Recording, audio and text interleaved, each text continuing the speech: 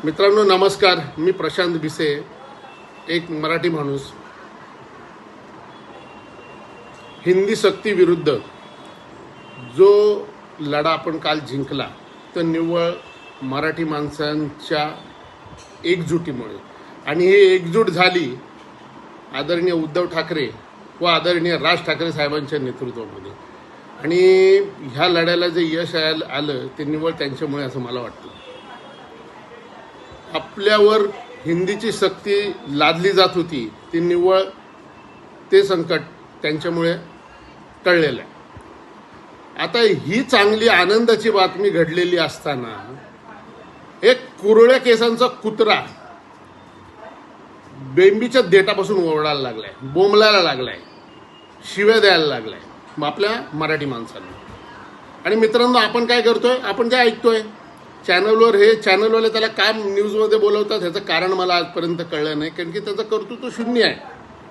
तो कुठल्या पक्षाचे निगडीत आहे काय आहे संशोधनाचा विषय आहे. पण तो मूर्ख माणूस आपल्या मराठी माणसांविरुद्ध एवढी गरळ ओकतोय, एवढे घाणेरडे शब्द वापरतोय आणि आपण काहीच करत नाही. आज एक महाराष्ट्रीयन आणि मराठी माणूस म्हणून मला आज एक गोष्ट जाहीर करायची. मित्रांनो, जो कोणी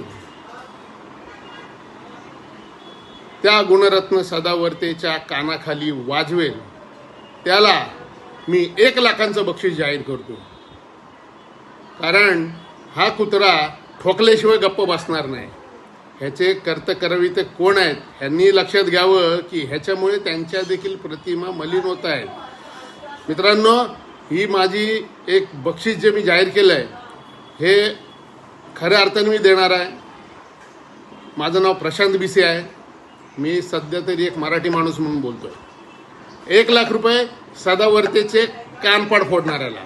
जय महाराष्ट्र.